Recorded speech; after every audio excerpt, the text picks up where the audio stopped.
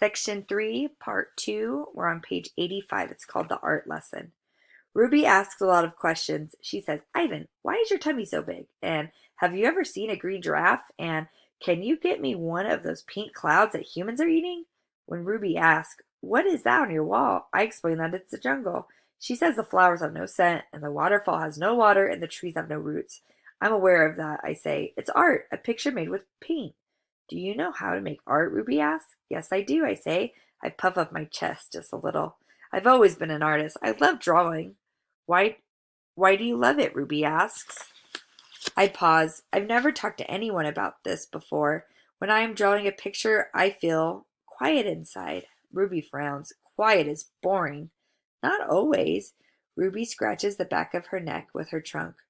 What do you draw anyway? Bananas mostly. Things in my domain. My drawings sell at the gift store for $25 a piece with a frame. What's a frame? Ruby asked. What's a dollar? What's a gift store? I close my eyes. I'm a little sleepy, Ruby. Have you ever driven a truck? Ruby asks. I don't answer. Ivan, Ruby asks, can Bob fly? A memory flashes past, surprising me. I think of my father snoring peacefully under the sun while I try every trick I know to wake him. Perhaps I realize he wasn't such a sound sleeper after all. Treat. How's the foot, old girl? George asks Stella. Stella pokes her trunk between the bars. She inspects George's right shirt pocket for treats he brings her every night without fail. George doesn't always bring me treats. Stella's his favorite, but I don't mind. She's my favorite too. Stella sees that George's pocket is empty. She gives George a frustrated nudge with her trunk, and Julia giggles. Stella moves to George's left pocket and discovers a carrot. Nibbly, she removes it. Mac walks past. Toilet's plugged up in the men's bathroom, he says. Big mess. I'll take care of it, George sighs. Mac turns to leave. Before you go, Mac, George says, you might want to take a look at Stella's foot. I think it's infected again. Darn thing never does heal up right, Mac rubs his eyes. I'll keep an eye on it. Money's tight, though. Can't be calling the vet every time she sneezes. George strokes Stella's trunk. She inspects his pockets one more time just in case. Sorry, girl, George says as he watches Mac walk away.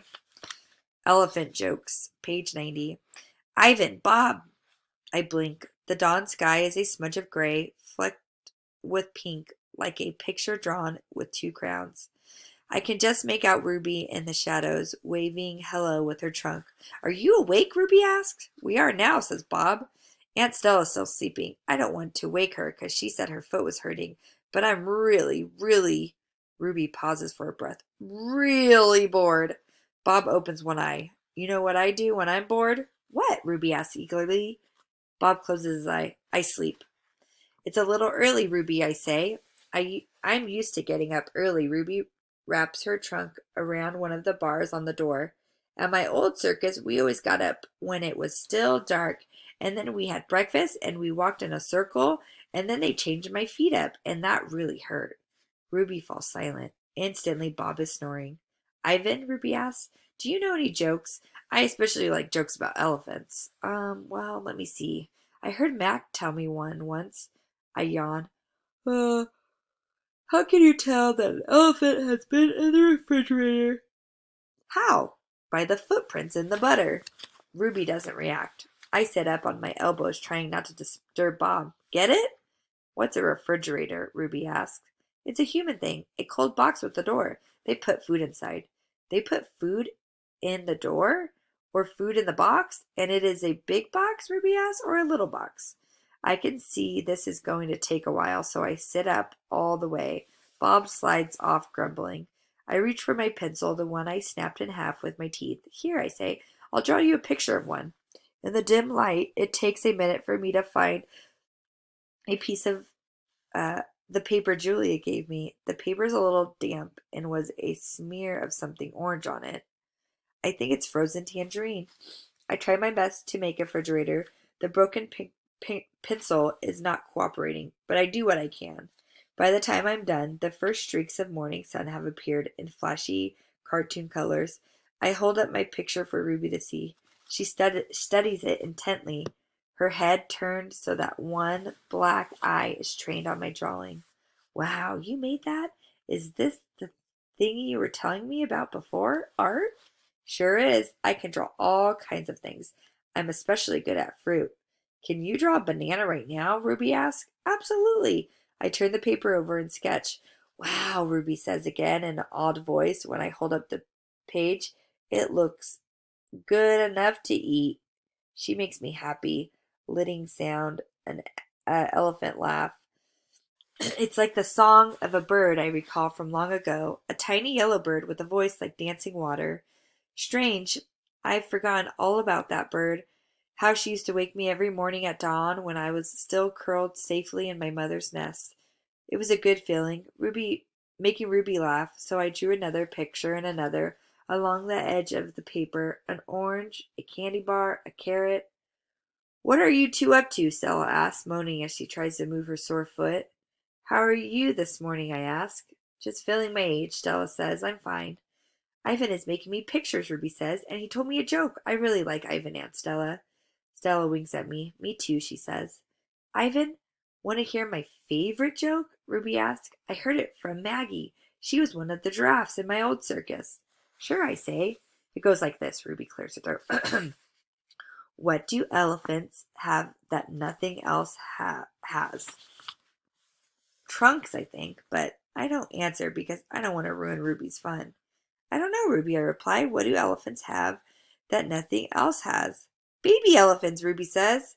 Good one, Ruby, I say, watching Stella stroke Ruby's back with her trunk. Good one, Stella says softly. Children. Once I asked Stella if she had ever had any babies. She shook her head. I never had the opportunity. You would have made a great mother, I told her. Thank you, Ivan, Stella said, clearly pleased. I like to think so.